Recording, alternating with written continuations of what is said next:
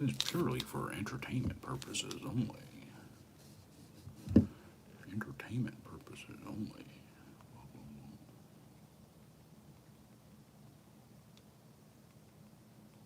It's for entertainment purposes only.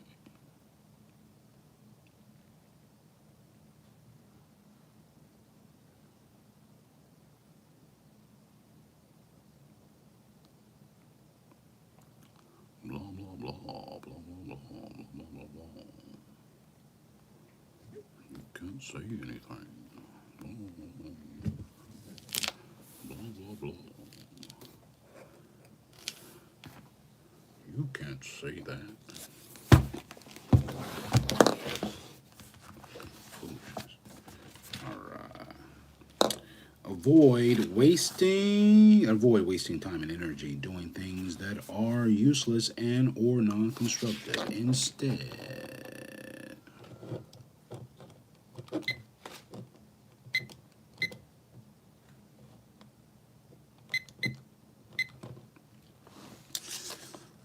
Instead, one, study and observe in detail how to do something of constructive value that many people need or that they need help with, and try to learn all you can about the best way that you can satisfy the need by yourself with a little help from others, with as little help from others as possible. Two, try to learn how to do at least three things that are of constructive value and greatly needed, and try to learn how to do those things in a manner that is efficient and greatly satisfying to all involved. Three, keep what you do of constructive value as simple and as inexpensive as possible, and try to keep the reliability and the quality of what you do excellent, consistent, and predictable. Four, be persistent. Be willing to learn from mistakes and keep trying to do that which is of constructive value regardless of opposition or lack of support from others. Notes, it is correct that every person in the known universe do his or her very best to be as constructive as possible in everything that he or she does in every area of activity, including economics, education, entertainment, labor, law, politics, religion, sex, and war, counter-war. After every failure, stay focused and be persistent in trying to do what you can do next. As long as any part of your mind and body can serve some purpose that is of constructive value, use that part to do so. Think of ways to compensate for any losses by using whatever was not lost to do what needs doing. Avoid doing or saying anything that unnecessarily helps to promote a loss of constructive financial support for any person, white or non-white. Avoid doing or saying anything that unnecessarily contributes to any person losing a job, housing, health services, constructive income, etc. Explanation. All people who exist in the known universe are, at all times, in indirect or indirect need of constructive financial assistance or something of equal value. Are, at all times, indirect or or indirect or indirect need, are in direct or are at all times indirect or indirect need of constructive financial assistance or something of equal value. When a person does not have the required financial support or something of equal value, he or she becomes an unnecessary and incorrect burden on others. Every person in the known universe should, at all times, be constructively productive and have a constructive income. This constructive income should be of the quality and of the quantity and quality that will help each person to do those things which will help most in producing justice and correctness. Oftentimes, many people will abuse those who do not have adequate financial support. Oftentimes, many people who do not have adequate financial support will abuse others.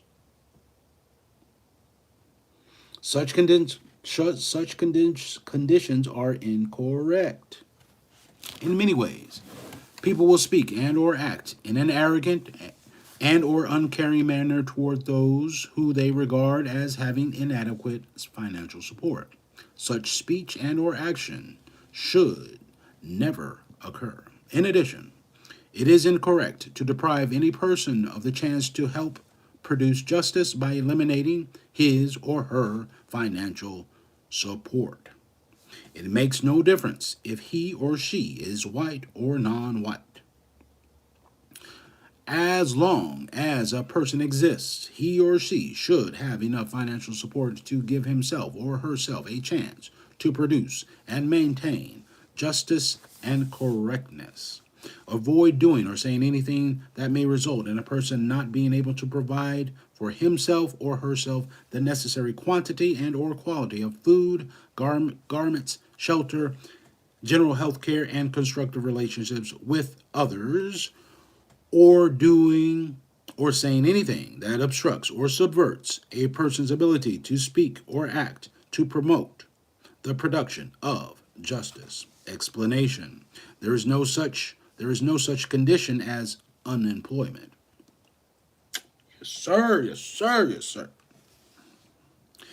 Everyone and everything in the known universe is employed. Period. Every rock is employed. Every person is employed.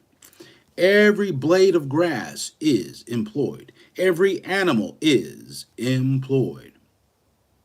There are at all times employed. They are at all times employed in activity or inactivity that is either constructive or destructive. There is no such condition as a person not having a job. Ain't no such thing. Being unemployed. Each person in the known universe either has a job doing something constructive for self or others, or has a job doing something that is destructive to self and others. Though those persons who do not or cannot provide for themselves in a constructive manner are, during that period, a detriment or a danger to themselves and or to others. It is the duty of every person in the known universe to try to help every other person to help himself or herself to produce and maintain a constructive existence. To promote the production of justice is to promote true economics, balance in all areas of activity. True economics means to guarantee that no person in the universe is mistreated at any time, and guarantee that the person who needs help the most gets the most constructive help. True economics also has a direct and indirect constructive effect in all other areas of a person's existence: education, entertainment, labor, law, politics, religion, sex, war, counter-war. Question: what is the best and correct process for seeking happiness? Answer: during the existence of white supremacy, racism, and according to the compensatory counter-racist logic,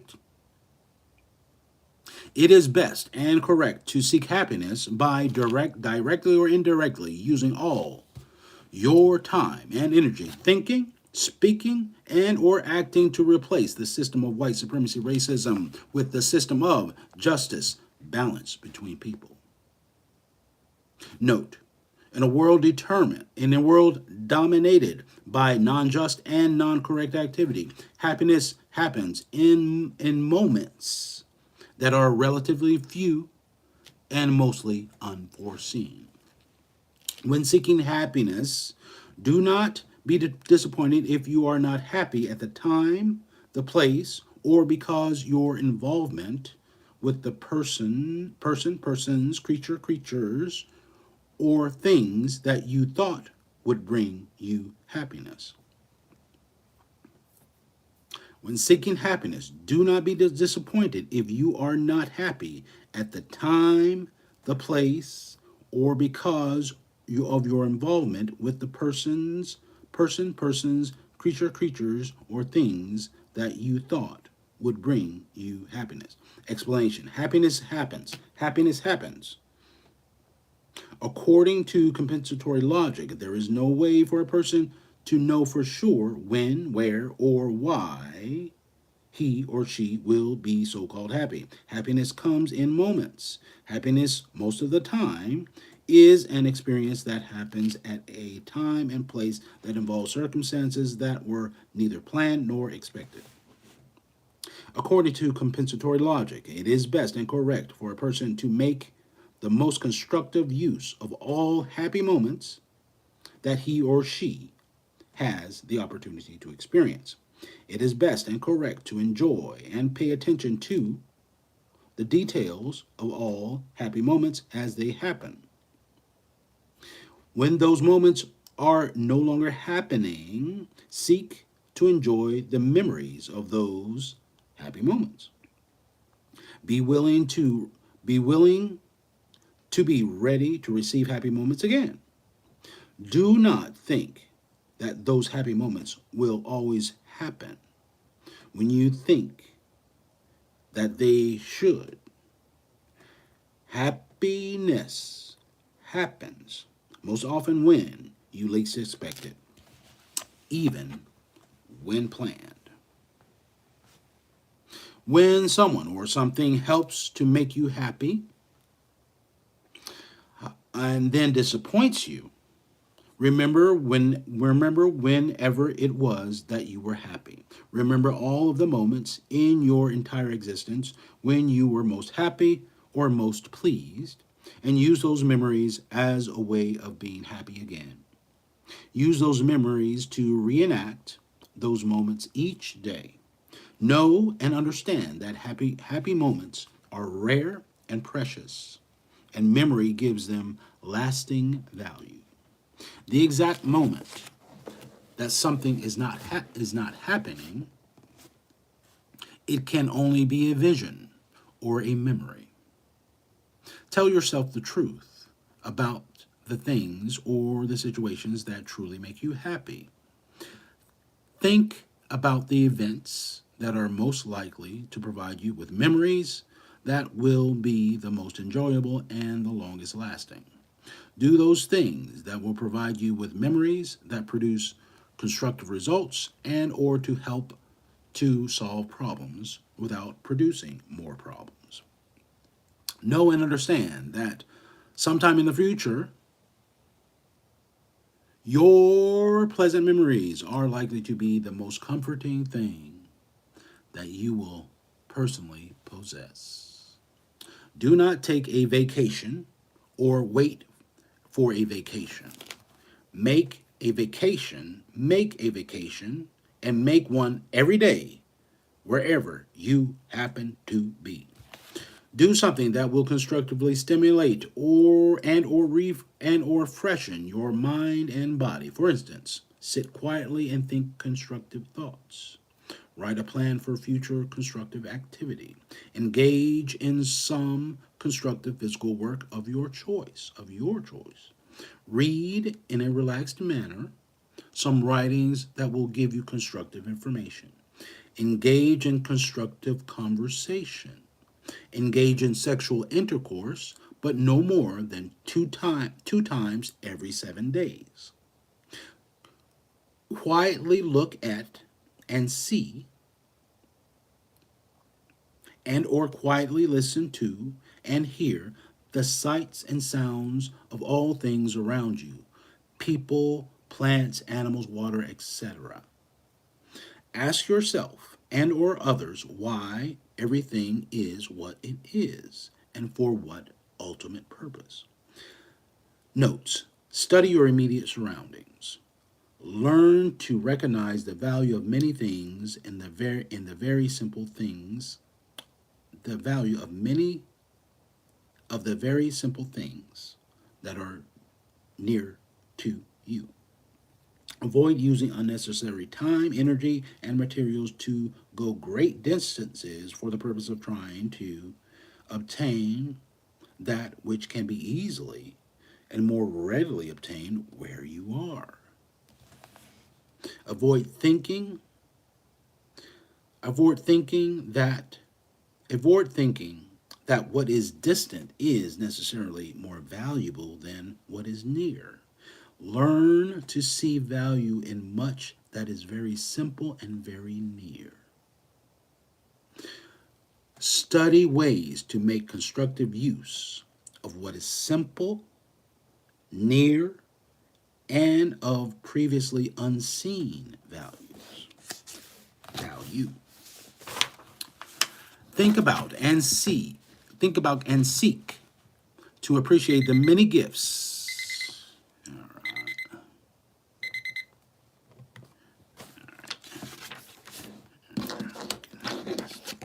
Stop there.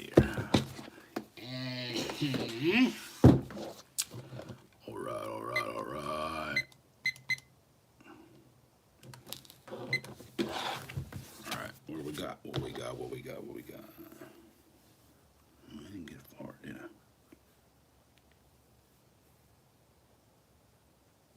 Okay, the attending delegates swore an oath of secrecy, and James Madison even refused to allow his notes of the meetings to become public until after his death. The founders did not want Madison's notes to reveal that slavery had dominated the internal discussions or the nature of those discussions. The conflict was whether the state specifically the conflict was whether to state specifically that blacks were not included in the benefit of this new country, or to define the rights and privileges they were institutionalizing as specific to and applicable to whites only.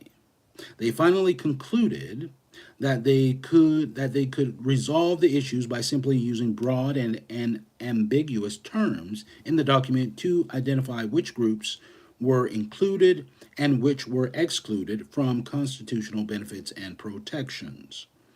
The founders wanted to protect whites as well as their own reputations and the drafting of the US Constitution. They did not want to be judged as duplicitous or the Constitution they drafted as hypocritical, proclaiming freedom and democracy for whites while at the same time establishing a peculiar institution for blacks. The record does not indicate that even one delegate demanded that blacks have the same rights as whites to pursue life, liberty, and property, later changed to happiness, in the developing nation. The debates were heated and divisive. However, Jefferson and Madison prevailed, arguing that it would be better not to stain the Constitution with the word slaves. Instead, they decided to make a low-key approach in identifying the victims. Nearly a century later, conservatives of the U.S. Congress employed that same tactic in writing the 13th, 14th, and 15th Amendments to the Constitution. In the 1960s, again, conservative policymakers persuaded Congress to use broad, ambiguous terms to avoid specifying the benefits and rights targeted to black Americans. The pattern of using euphemisms to obscure intent is entrenched in the nation's polity. Historical patterns can only be recognized if you know history. Again, during the 1960s, black civil rights movements, during the 1960s, black civil rights movement, conservatives and liberals alike used euphemisms to misdirect black leaders into accepting the designation of blacks into broad and ambiguous categories such as diversity, minorities, multicultural, and people of color. Craziness. How ironic it is that black civil rights leaders, elected officials, ministers, or liberals seldom seem to recognize the euphemism tactic perfected centuries earlier that specifically rendered black people invisible. Conservatives instituted the use of broad and ambiguous terms to halt the Black Power movement in the 1970s and were totally surprised that neither black leadership or white liberals objected. Instead, blacks leading the movement adopted and supported the transition in public policies from black to broad euphemisms. The black leaders quietly gave in to political correctness and benign neglect policies and presided over the shift from black to broad groupings, which displaced and rendered black Americans null and void. Those who are leading may have grown tired, frustrated, and even afraid, but they bear responsibility for misdirecting and not speaking up for blacks in public policy formulations. The obfuscation technique introduced by the founding fathers in drafting the first U.S. Constitution has been successfully employed in the legal aspect of race matters through the present day. Question 18. Why were black slaves classified as 3/5 of human? Blacks were classified as 3/5 of a human to settle a battle between northern and southern legislators over the rights of states and the status of slaves as property. In 1820, slaveholders wanted to bring Missouri into the Union as a slave-owning state. Northern legislators feared that if Missouri entered as a slave-owning state, with a significantly large number of slaves, southern states could outnumber the northern states in congressional representation and taxation based on property wealth. The southern states had the lion's share of the nation's slave population, which was legally classified as personal property equal to field animals. Southern slaveholders opposed paying assets and property taxes on black slaves. However, when it came to counting state voting populations to determine a state's number of representatives in the congressional and electoral college, slaveholders demanded that their slaves be counted as human voters, even though they were not permitted to vote.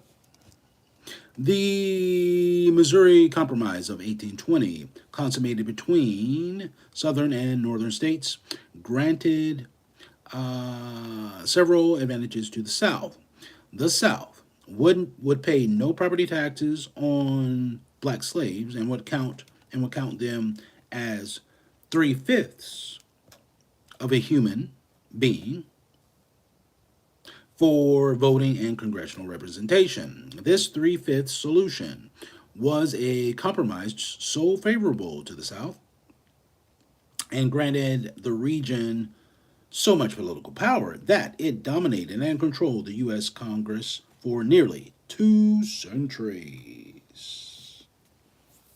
Modern day black Americans remain highly sensitive to the fact that their ancestors were classified as only 3/5 of a human being. For black Americans, the 3/5 of a person provision added insult to the injuries that 360 years of enslavement as field animals had inflicted on them. The actual language of the Missouri Compromise, found in Section 2 of the U.S. Constitution, says representatives and direct taxes shall be apportioned among the several states which may be included within this union according to their respective numbers, which shall be determined by adding to the whole number of free persons, including those bound to service for a term of years, excluding native Indians not taxed, 3/5 of all other persons. You know, those persons, them people, them things, rather. This section of the Constitution is also an example of the skill of the founding fathers in framing slavery and its rules without even a mention of the word. The South also used the leverage from their non-voting black population to elect white politicians to public office, then used the black body count against them by electing and sending to Congress representatives who would use their office to maintain white superiority and control in the South. It is noted that the 3/5 provision applied only to blacks. It did not apply to indentured servants, white women, children, native Indians, agents, Hispanics, or any group included in today's fabricated classes of minorities. In general, the Missouri Compromise of 1820 injured black Americans in at least three different ways. The compromise allowed Missouri to 1. Enter the Union as a slave-holding southern state. 2. Allow black slaves to be counted as part of the total population. And 3. Establish an electoral college system that reduced the power of the popular vote in national elections. Since the 1820s, Southern states had been able to outnumber the North in electoral votes and could wield enough regional political power to win most presidential elections and control the U.S. Congress. When the Founding Fathers were debating the Missouri Compromise, James Madison, a slaveholder, described the crux of the dilemma when he said that unifying the states without blacks being counted as 3/5 of a human presented difficulty of a serious nature. As part of the compromise, Madison proposed a prototype electoral college system, which is the very same system we have today. The system that proclaimed Donald Trump a four and that proclaimed Donald Trump and four previous presidential candidates president of the United States, even though they lost the nation's popular vote. While slavery was supposedly abolished in the 1860s and black slaves were granted voting rights, the electoral college system remains intact and linked to red, southern, and conservative states, which continue to count on black bodies to win elected offices, but avoid representing black interests in race matters and seldom provide blacks with tangible benefits to improve their quality of life. With the increasing influence of conservatives, there is a chance that the entire United States of America just may again become all Southern as it did when the Civil War ended in the 1860s. All right. Question 19. Is the 13th Amendment legal according to the US Constitution, and did it end slavery? Nah, bruh. No. All right. Good deal. Good deal. All right, we shall see about that. I don't see no message. I don't see a message. Whatever, dude. All right. It is.